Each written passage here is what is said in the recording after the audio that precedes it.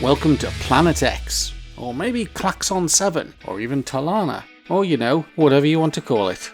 Let's make a planet.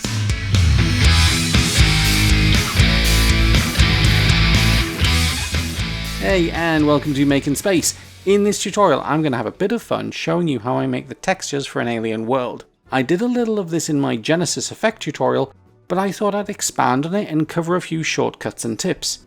I'll be using Video Copilot's excellent, but more importantly free, Orb plugin. I could use CC Sphere for the same, and have done in the first episode of my Making Planets tutorial series, where I use different techniques to recreate every planet in our solar system.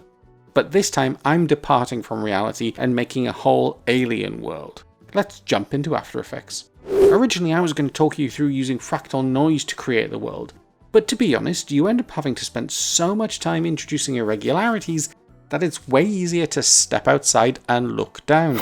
This photo is a paving slab in my back garden. Hey, shut up about the weeds. If I was interested in dealing with weeds, I wouldn't be hosting After Effects tutorials on YouTube. I used Photoshop to crop the image down to 2:1, and while I could have just dropped this straight into AE, I also wanted a bump map. Photoshop has a tool for this, but honestly I got better results using normal map online, which also gave me a specular map. Bring all three into After Effects and create a new HD comp. Now a little bit more prep, then we can have some fun. Go to Layer, New, Solid. Make it comp sized and click OK. And whenever I use 3D I like to tag the layer's colour to make it easier to stand out. So if you want to do that, just click on this little square and set the colour to blue. And then hit enter and rename this layer to Planet Orb. And then go to Effect, Video Copilot, Orb. And now let's go back to Layer, New, and this time choose Null Object. Make it 3D and rename this to Planet Null. Then hit P on the keyboard to expose the position property, and back on the Orb effect, double click on its position property so that it appears in the timeline. And use the pick whip to link it to the null's position. I just find this a much easier way of linking effects and 3D layers together, like this next step. Go to Layer, New, Light. Create a parallel light and click OK. Expand its properties on the timeline and use the pick whip to link the point of interest to the null's position. So now wherever we move the light, which is our sun, it will always be pointing at the planet. OK, setup done. From the project panel, select the crop texture and drag it onto the new comp icon. And now drag this comp into our main comp and turn it off. Back on the Orb effect, expand maps and select the texture comp. And to make life easier, I'm going to create a new camera by going to Layer, New, Camera.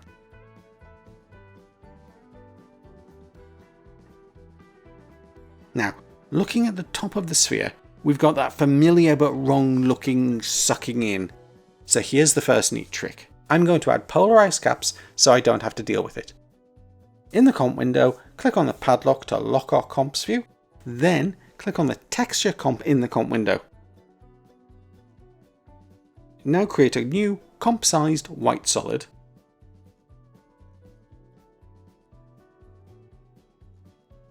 And then go to Effect, Transition, CC Light Wipe. Set the shape to doors and the amount to 75%. Now go to Effect, Stylize, Roughen Edges. And up the border to around 100 and drop the scale to 40%. That's looking better. Except for the edges. So hit S to expose the scale and set the value to 105%. And if you wanted to illustrate the Ice Age, you can just set keyframes to animate the Light Wipes Transition Complete setting. Okay, next let's make things greener. But if you look at our planet, there's generally a band of desert. So we'll keep that. Duplicate the texture layer, and this time we can't use Light Wipe as it adds a blast of light to the texture. So rename this layer to Desert or Sandy Band if you want to upset any geologists or geographers. And using the rectangular mask tool, draw a huge mask across the middle. Make sure to go well beyond the edges of the comp. And solo this layer when you're done. Expand the mask on the timeline and up the feather to something like 150. Unsoloing the layer makes it disappear. So next, on the lower texture layer, rename this to Grassy Bit. And then go to Effect, Color Correction, Colorama. And in the output cycle, choose Horizon. Then, like pulling petals off a flower, remove the blue elements, which leaves us with this. If your sandy band is too large, just drop the mask's expansion. And using transfer modes like hard light, you can tweak the colours to your heart's content. But when you're done playing, let's add some water. Create a new blue solid and name it Water.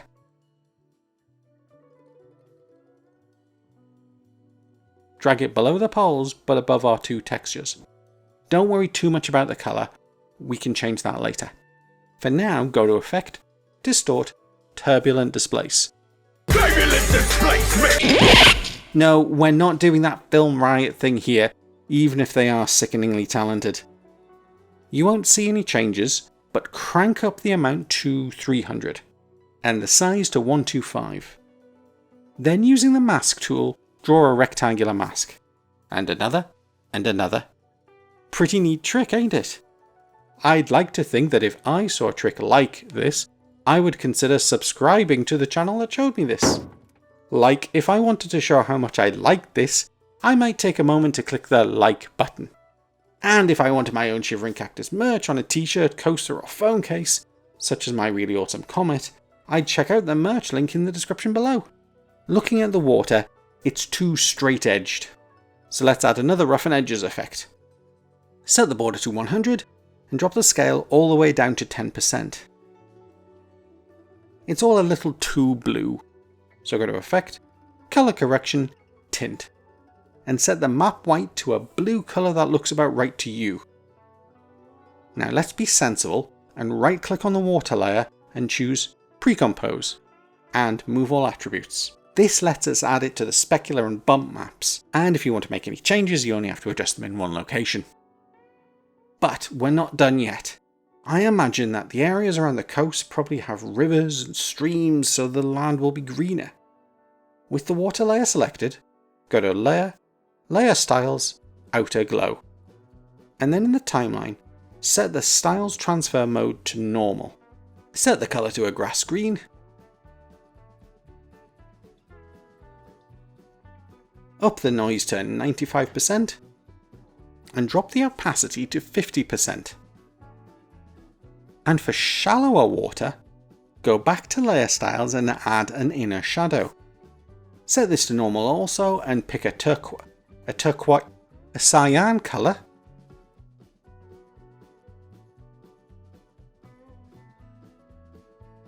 Set the size to 180. And the opacity to 50%. Now it all looks a little even, so up the distance to 125 and set the angle so that it looks right in your map. Now let's make a bump map. From the project panel, drag in your normal map onto the new comp button and drag the comp into your main comp, and as before turn it off and set the orb's bump map to this comp. Check the Use Normal Map checkbox and then double click to enter the normal map. Drag in the water precomp, and as you can see on the locked main comp, Orb doesn't really like the colour of the water. So go to Effect, Generate, Fill, and set the colour to be the lower colour on the normal map. And the poles look pretty cool too, except for the weird smooth bits, which should be hidden by the pole layer. I could pre-compose this, but unless I'm going to animate it, I'll go back to the texture pre-comp, select the poles layer, and then copy it with Ctrl+C, and in the water comp, paste it above the water layer, and then set the water layer's track matte to alpha inverted. Fun fact, the day I'm writing this, Adobe announced the Any Layer track matte feature, so future users will probably be doing this slightly differently. Ah yes, current viewers. It does take me several months to get my act together to release a new tutorial. Okay, so we've got our bump layer sorted and our texture. Let's make the water shiny and the land not so much. Using the specular texture, same again, new comp button, add it to the main comp. set it to Orb's glossiness. Copy in the water comp and add the fill effect. This time set it to white. Anything that we want reflective we want to make white, and anything not reflective we want to be black. But just to add some texture to the water, like ocean currents, I'm going to drop its opacity down to 80%. Just a quick tip, if Orb suddenly starts using the wrong texture or goes black, that's a sign of your graphics card having a paddy. You might need to restart your computer or resize your images to a smaller resolution, but before that, you can also try creating a new solid and copying your Orb effect to that. That often clears out the GPU buffer. Now for the next fun bit, adding city lights. We'll start by making a sort of 20th century set of lights, but I'll talk you through some different approaches as we go. And today's secret password is Starlight. As in, I've been watching The Boys recently. If you comment Starlight down below, it's a way of connecting with me on an individual basis. It's great to have direct contact with you, and it also helps me gather data about pacing and stuff like that. From the project panel, drag in the water comp onto a new comp button, and then go to Composition, Composition Settings, and rename this to Illumination. And add it to the main comp, setting the map's illumination options to it. And for now, also the illumination to about 1, but then expand the illumination options and set the shadow light down to -1 and up the contrast to about 4. This turns the lights on, but only on the night side of the planet. Now in most cases we're not going to want lights where the water is, and we probably see most cities around the coasts. So create a new black solid and place it underneath the water comp.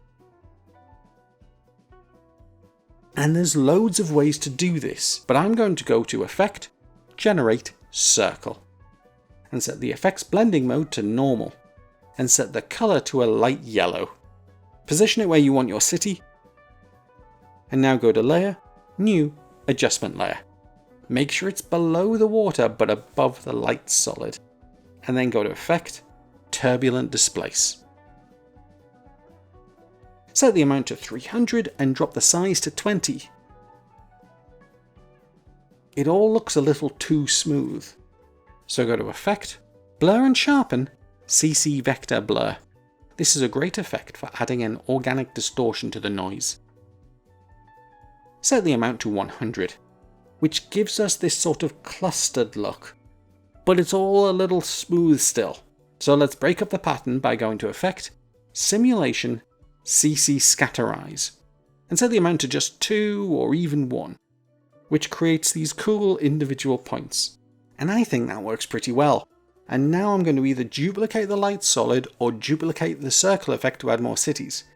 But if I want a more advanced civilization, then we probably need hexagons. As we all know, advanced civilizations love hexagons. And I could draw these with the shape layer and the polystar tool, rolling the mouse wheel to get 6 sides, and then delete the fill and fill the stroke in with a little, and then add it below the adjustment layer.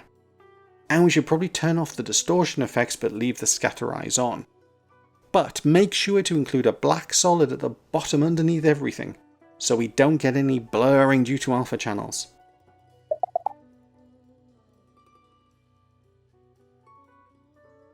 Finally for this bit, add a fill effect set to black to the water's precomp. Now, you'll probably also notice that Orb and After Effects are struggling with the previews. All these comps are dynamic textures, but once you've settled on their design, it's probably a good idea to save them as images, which will be less memory intensive for your GPU. I use Video Copilot's free FX console to do this, but you could also go to Composition, Save Frame As instead. Now the last elements are to add a cloud cover. Here's a clouds texture map, just Google clouds texture map and you'll find loads of free options. In your main comp, create a new solid, add the orb effect, link it to your null layer.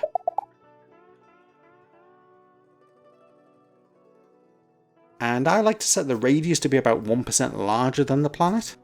Add in the clouds image,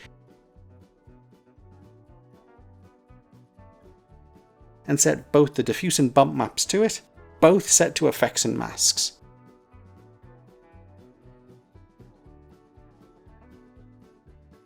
Then on the clouds image, go to Effect, Keying, Extract. Drag the black point up to 100 and the black softness to about 30.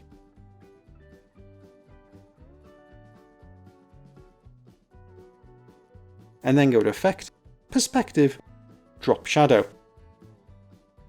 And for the atmosphere, well, it just so happens I have an orb preset to add an atmosphere, if you haven't already watched my tutorial on that. Just nip over to the link in the description below. And just before we wrap it up, it's worth considering what the story is for this planet you're making. For this planet, I found a really cool view of a crater, which made it look like the planet had had some pretty serious problems in the recent past. Really, there's some fun to be had here. I'd love to see what you come up with. Post some links in the comments below.